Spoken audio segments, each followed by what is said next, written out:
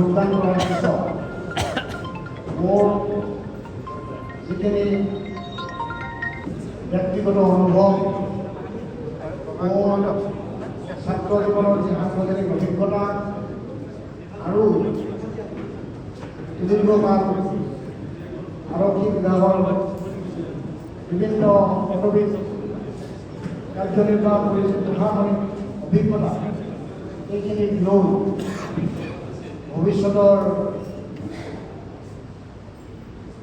কাম কাজত ৰাইজৰ সেৱা কৰিবৰ কাৰণে আৰু দলটো ৰাইজৰ মাজলৈ আগবঢ়াই যাবৰ কাৰণে মই যৎপৰোনাস্তি চেষ্টা কৰিম আৰু মোৰ বিশ্বাস যে দলেও মোক সুবিধা প্ৰদান কৰিব। মোৰ যিখিনি অভিজ্ঞতা বা অনুভৱ এইখিনি যাতে মই ব্যৱহাৰ কৰিব পাৰোঁ ৰাইজৰ সেৱাৰ বাবে, সেইখিনি ব্যৱহাৰ কৰিবলৈ যাতে দলে সুযোগ দিব বুলি মোৰ এটা বিশ্বাস আছে। মই খুব দীঘলীয়া কথা ক'ব খোজা নাই, কিন্তু দুটামান কথা মই ইয়াত ব্যক্ত কৰিব বিচাৰিছোঁ। মই অলপ আগতে উল্লেখ কৰিলোঁ যে মই এজন, যিহেতু মোৰ বেকগ্ৰাউণ্ড হ'লেও ছাত্ৰ সন্থাৰ পৰা অহা, সেইবাবে মোৰ এটা জাতীয়তাবাদী চেতনা মোৰ মাজত আছে আৰু অসম সম্পৰ্কত কিছু ধাৰণা মোৰ আছে। সেইখিনি কথা মই অকণ ব্যক্ত কৰিব বিচাৰিছোঁ। আৰু লগতে মোৰ নিজৰ যিটো অঞ্চল বৃহত্তৰ বঙাইগাঁও বা বঙাইগাঁও জিলা বা অবিভক্ত গোৱালপাৰা জিলা, এই গোটেইখিনি অঞ্চলৰ লগত মই জড়িত আৰু ইয়াৰ ৰাইজৰ লগত মই ছাত্ৰাৱস্থাৰ পৰাই কাম কাজ কৰাৰ মোৰ অভিজ্ঞতা আছে আৰু মোৰ এটা পৰিচয় আছে। আৰু সেইবাবে মই এটা কথা অনুকিয়াব পাৰোঁ যে বঙাইগাঁও জিলা আৰু অবিভক্ত গোৱালপাৰা জিলা বুলি ক'লে মই কোকৰাঝাৰ আৰু চিৰাং জিলাকো সামৰি লৈছোঁ, যি এতিয়া বিটিআৰৰ অন্তৰ্ভুক্ত ধুবুৰী, গোৱালপাৰা, বঙাইগাঁও, এই 5খন জিলা। এই 5খন জিলাৰ বিভিন্ন সমস্যা আছে। অসমৰ অন্যান্য অঞ্চলত যিদৰে আগবাঢ়ি গ'ল উন্নয়নৰ দিশত, মই নিজে অনুভৱ কৰোঁ যে এই 5খন জিলা ইমান আগবাঢ়ি যাব পৰা নাই। 1985 চনৰ পৰা বঙাইগাঁও সমষ্টিৰ ৰাইজে এটা দলতেই নিৰ্বাচিত কৰি আহিছে, একেজন বিধায়ককে নিৰ্বাচিত কৰি আহিছে। কিন্তু অসমৰ ৰাইজে প্ৰায় এই কথাটো মই কওঁ যে অসমৰ ৰাইজে পৰিৱৰ্তন বিচাৰি আছে আৰু পৰিৱৰ্তন কৰি আছে। অসমত ৰাজনৈতিক পৰিৱৰ্তন 1985 চনৰ পৰা 1990 চনলৈ এজিপি থাকিলে, 1991 চনৰ পৰা 1996 চনলৈ কংগ্ৰেছৰ ৰাইজে ঘূৰাই আনিছে। 96 চনৰ পৰা 2001 চনলৈ আকৌ এজিপি দলক শাসন দিছিলে। 2001 চনৰ পৰা 2015 চনলৈ দীৰ্ঘকাল আকৌ কংগ্ৰেছক শাসনভাৰ ৰাইজে দিছিলে। 2015 চনৰ পিছত আকৌ এজিপি আৰু বিজেপি মিত্ৰজোঁটৰ চৰকাৰক ৰাইজে শাসনভাৰ দিছে। অৰ্থাৎ মই এই কথাটো ক'ব বিচাৰিছোঁ যে বঙাইগাঁও সমষ্টিৰ বাহিৰে অসমৰ অন্যান্য অঞ্চলত অসমৰ জনগণৰ পৰিৱৰ্তন বিচাৰি আহিছে আৰু পৰিৱৰ্তন কৰি আহিছে। কিন্তু আমি বঙাইগাঁৱৰ ৰাইজ একে ঠাইতে আমি ৰৈ বা সেইবাবে মই ভাবোঁ যে বঙাইগাঁও জিলাখনৰ বা আমাৰ অবিভক্ত গোৱালপাৰা জিলাখনৰ যিমানখিনি উন্নয়ন হ'ব লাগিছিলে সিমানখিনি সম্ভৱ নহ'ল। পৰিৱৰ্তনৰ পৰা যি সুফল লাভ কৰিব লাগিছিলে, পৰিৱৰ্তনৰ পৰা সেই সুফল আমি আমাৰ অঞ্চলৰ ৰাইজে লাভ কৰিবলৈ সক্ষম নহ'ব। অবিভক্ত গোৱালপাৰা জিলাৰ আৰু এটা গুৰুতৰ সমস্যা আছে যে তাত কোচ ৰাজবংশীসকল এটা বৃহৎ জনগোষ্ঠী। এই জনগোষ্ঠীটো আজি বহুত পিছ পৰি গ'ল। মই যি অঞ্চলৰ কথা উল্লেখ কৰিছোঁ, এটা সময়ত এই অঞ্চলটো কমতাপুৰ ৰাজ্য হিচাপে পৰিগণিত আছিল। কোচ ৰজা নৰনাৰায়ণ সিংহ আপোনালোকে সকলোৱে জানে, বিশ্ববীৰ মহাবীৰ চিলাৰায়ৰ কথা আপোনালোকে সকলোৱে জানে। এইসকল মহাবীৰে বা মহাৰাজে শাসন কৰি যোৱা এই বৃহৎ অঞ্চলটো আজি বজ্ৰপন্থীসকলৰ অৱস্থা বৰ দুৰ্লভ।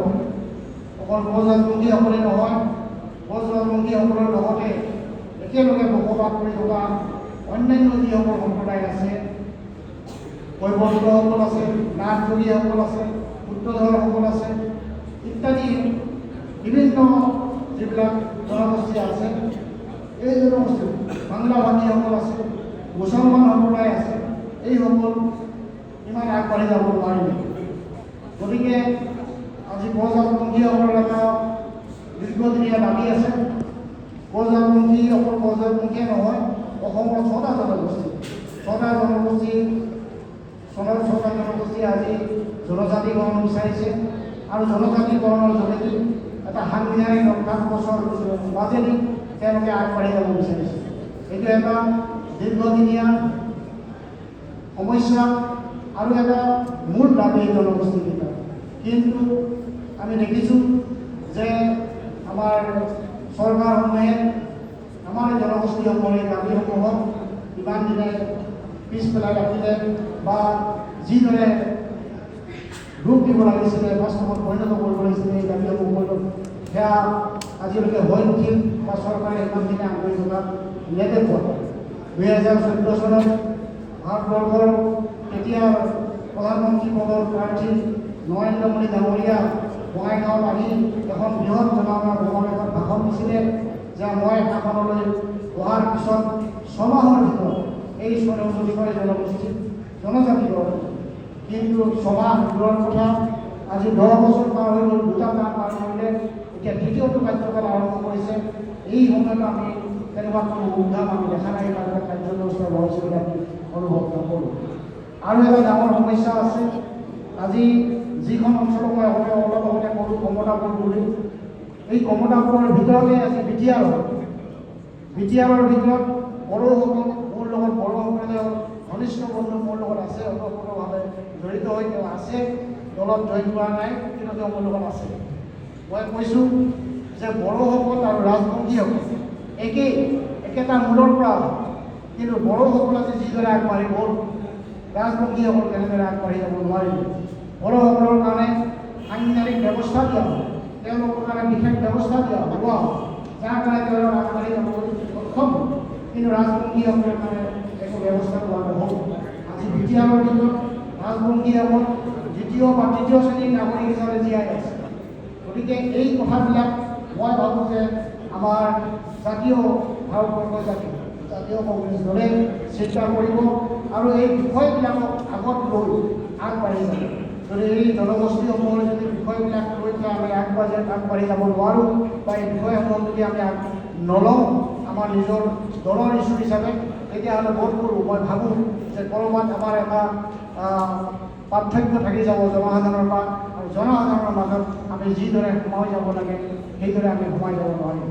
মই চমুকৈ আৰু এটা কথা উল্লেখ কৰিব বিচাৰিছোঁ যে আজি যিহেতু সদৌ ছাত্ৰ অনুষ্ঠান মোৰ বেকগ্ৰাউণ্ড, সেইকাৰণে মই ক'ব বিচাৰিছোঁ যে অসম চুক্তিখনৰ কথা মই ক'ব বিচাৰিছোঁ।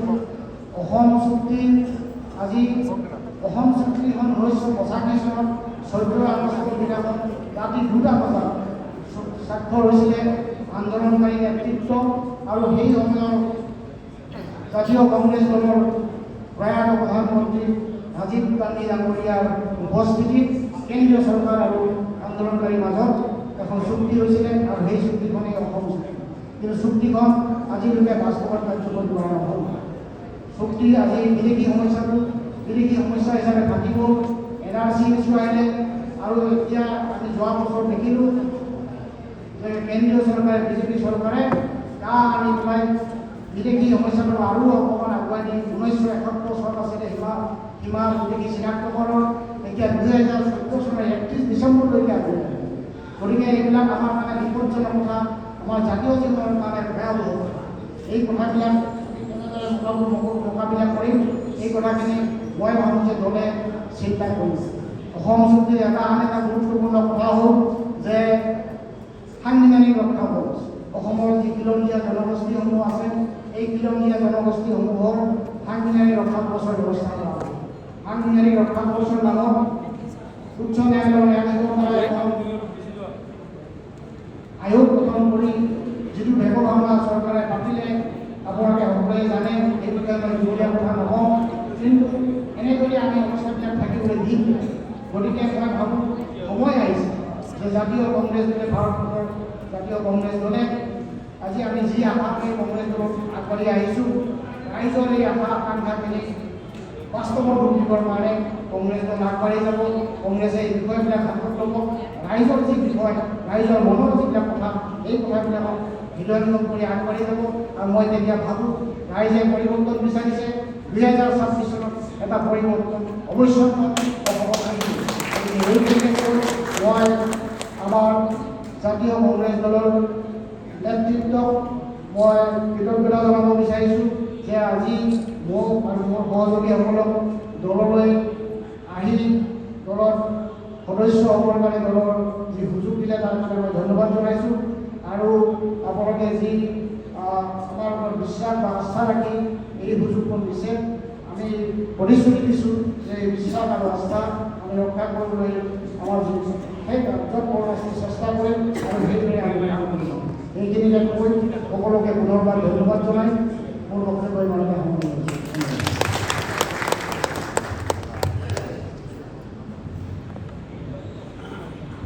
एजन एफालर एजन एफालर निगोटिएट कर मैं अभी हमारे AICC सेक्रेटरी पृथ्वीराज आचार्य को भाषण देने के लिए रिक्वेस्ट कर रहा हूँ। राजीव भवन में आज इस ज्वाइनिंग प्रोग्राम में मंच पर उपस्थित असम प्रदेश कांग्रेस कमेटी के अध्यक्ष भाई भूपेंद्र बोरा जी, CLP लीडर संख्या साहब, पार्लियामेंट में कांग्रेस पार्टी के डिप्टी लीडर भाई गौरव